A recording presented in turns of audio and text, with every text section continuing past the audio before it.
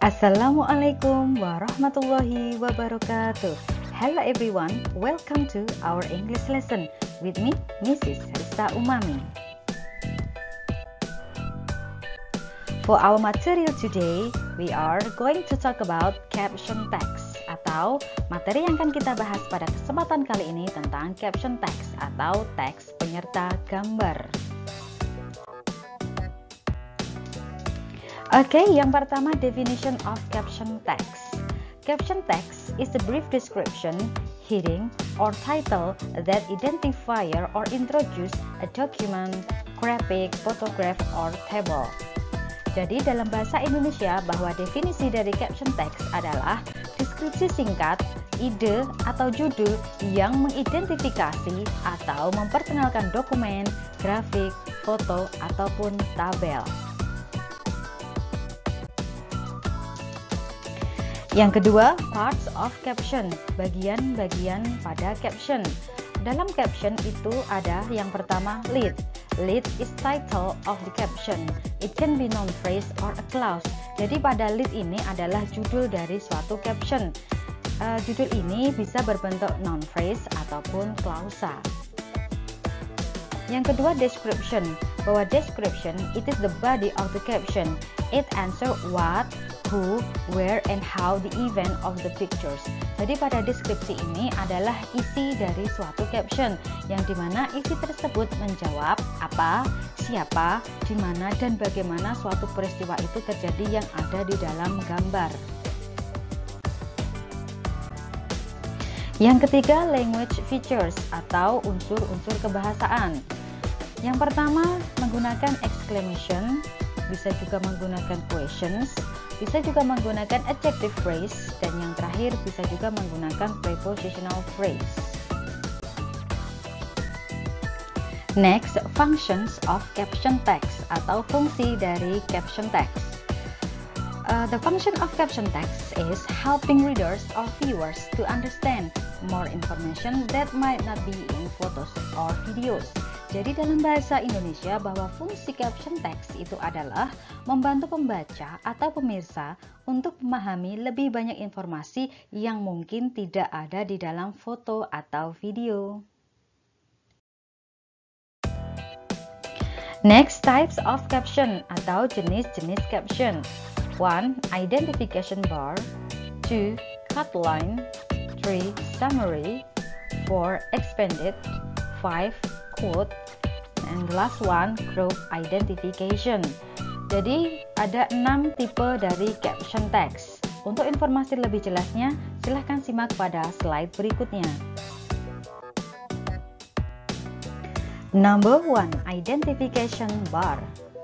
This caption only mentions about subjects in the pictures, yaitu jenis caption ini hanya menyebutkan siapa yang ada di dalam gambar. Kalian bisa perhatikan contoh di sebelah kanan. Kalian bisa memberikan caption Nela Karisma, Indonesian Dangdut Singer. Nah, di sini hanya menyebutkan siapa, yaitu Nela Karisma. Number 2, cut line. This caption mentions about who are the subjects in the pictures and photos and what activity they do. Ya, ini pada jenis caption ini menyebutkan siapa dan apa yang dilakukan seseorang dalam gambar tersebut. Kalian bisa perhatikan contoh gambar di sebelah kanan. Kita bisa menuliskan caption seperti ini. Central Java Gubernur Ganjar Pranowo gets off a double-decker bus in Semarang. Nah, di sini siapanya adalah Bapak Gubernur Jawa Tengah Ganjar Pranowo, dan apa yang dilakukan beliau yaitu beliau sedang turun dari bis double decker yang ada di Semarang. Number 3, summary. The summary is full explanation about subjects, activity, time detail, location detail, and why it has happened. Jadi jenis caption summary ini adalah merupakan penjelasan lengkap tentang siapa, apa, kapan, di mana, dan kenapa hal tersebut dilakukan. Oke, kalian bisa perhatikan contoh di sebelah kanan. Kita bisa memberikan caption seperti berikut ini. Presiden Jokowi Widodo leads the flag hoisting ceremony to commemorate Indonesia's 75th anniversary at the Presidential Palace in Central Jakarta on Monday, August 17, 2020. Nah, di sini sudah menjawab secara lengkap. Siapanya adalah Presiden Joko Widodo, kemudian apanya itu adalah memimpin upacara bendera, kemudian kapannya yaitu pada hari Senin tanggal 17 Agustus tahun 2020, kemudian di mananya itu adalah di Istana Presiden, kemudian kenapa hal tersebut dilakukan yaitu untuk memperingati Hari Kemerdekaan ke-75 Republik Indonesia.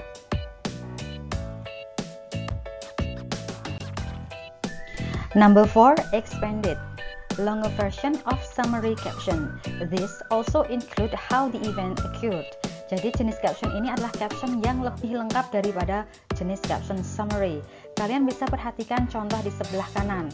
Ada tulisan COVID-19 vaccine. Nah, kalian bisa menuliskan caption yang lebih detail, lebih lengkap tentang foto yang ada di atas tersebut. Mungkin bisa saja vaksin tersebut ditelitinya seperti apa, fungsi vaksin itu apa, dan cara kerja vaksin itu bagaimana. Kita bisa menuliskan secara detail pada jenis caption expanded. Number 5, quote. Consists of someone's word which has been quoted related to the pictures or photos. Jadi jenis caption ini terdapat kutipan atau perkataan dari seseorang yang berhubungan dengan gambar. Dan ingat, kutipan ini diambil dari tokoh atau seseorang yang sudah famous atau terkenal. Kalian bisa perhatikan contoh di sebelah kanan. Di sini kita ambil kutipan dari karyanya Albert Einstein yang berbunyi, "Life is like riding a bicycle. To keep your balance, you must keep moving." Okay, the last one, number 6, group identification. Used to identify when subjects are more than one. Jadi pada caption ini digunakan apabila pada gambar tersebut terdapat orangnya itu lebih dari satu. Coba kalian perhatikan contoh berikut ini. Di situ terdapat dua orang yang sedang duduk berjajar. Kita bisa menuliskan misalkan captionnya seperti berikut. Indonesian men's double pair Kevin Sanjaya Sukomulyo left and Marcus Fernaldi Gideon pose on the podium after winning the 2018 Denmark Open Badminton Tournament in Denmark on Sunday. Oke, kalian perhatikan di situ ada dalam kurung kata left, sebelah kiri. Di sini sudah menunjukkan posisi yang dimaksud. Di sini kalau yang namanya Kevin itu yang duduk di sebelah kiri, berarti yang duduk di sebelah sampingnya atau kanannya itu adalah Marcus.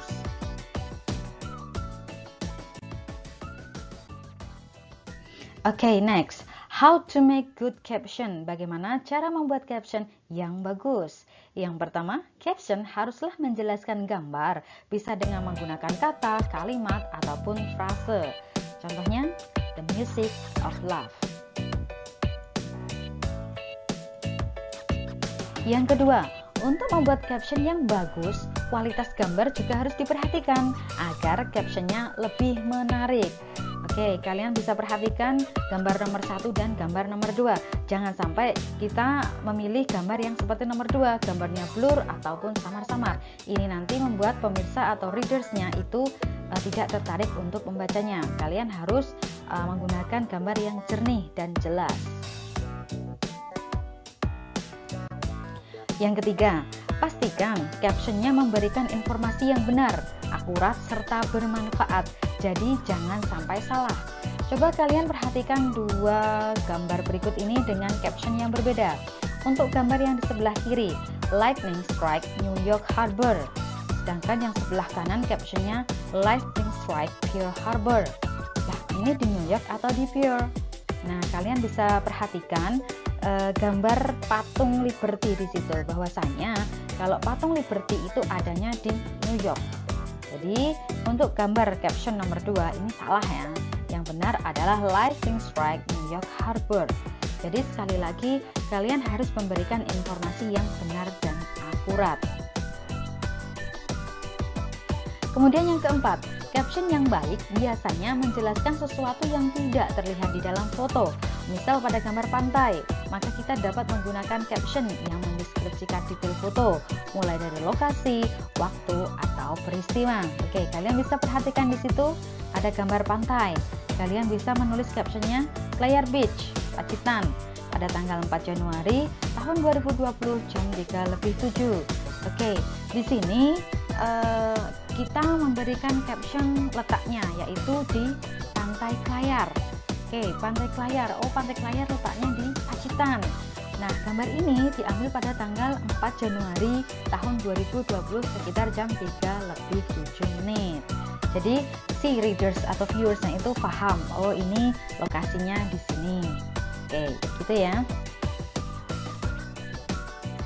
Oke, yang kelima, caption biasanya tidak dimulai dengan artikel a, an, ataupun the.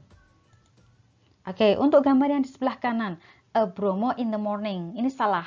Kita tidak perlu menggunakan artikel di sini. Maka kita ganti. Kalian bisa lihat di gambar yang sebelah kiri. Langsung saja kita tulis Bromo in the morning. Jadi kita hilangkan artikelnya.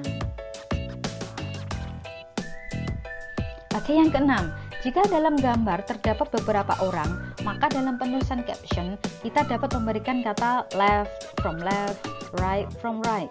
Hal ini dimaksudkan agar si pembaca dapat mengetahui dan mengidentifikasi orang yang dimaksud dengan benar, tetapi kita tidak harus memberikannya terlalu lengkap. Misalkan from left to right atau from right to left. Oke, kalian bisa melihat pada contoh gambar di sebelah kanan, atau ini namanya jenis caption yang group identification.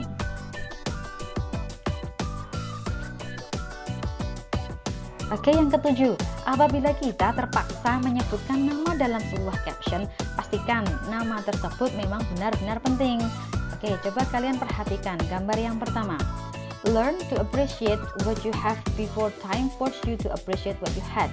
Jono. Sedangkan gambar yang kedua, where there is love, there is life. Mahatma Gandhi. Oke, kita sudah tahu bahwa Mahatma Gandhi ini adalah tokoh yang terkenal dari India. Sedangkan Jono, who is Jono? Siapa sih Jono? Ya, kita kan nggak tahu. Maka kalau kita merasa orang yang bukan penting atau famous people, maka kita tidak perlu mencantumkan nama kita pada sebuah caption. Yang kedelapan, dalam membuat caption bahasa Inggris sebaiknya kita gunakan tenses yang standar saja, seperti simple present tense atau present lainnya, agar dapat dideskripsikan dengan mudah. Kemudian yang kesembilan, dalam membuat caption, hindari penggunaan kata show, describe, look on, above, below, and etc. Oke, the last one. Dalam bahasa Inggris, biasanya akan menggunakan beberapa variasi kata sebagai berikut atau language features-nya, yaitu bisa juga menggunakan exclamation, question, adjective phrase, or prepositional phrase. Contohnya, action ini merupakan exclamation.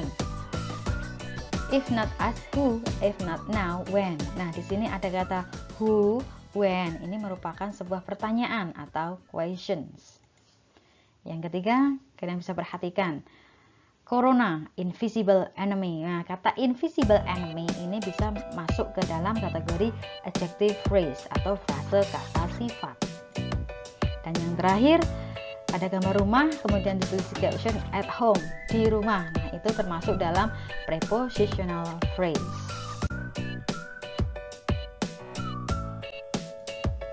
Okay, this is the end of our lesson today. Semoga kalian paham dan ilmunya bisa bermanfaat bagi kalian semua. Sampai ketemu lagi pada pembelajaran bahasa Inggris berikutnya. Wassalamualaikum warahmatullahi wabarakatuh.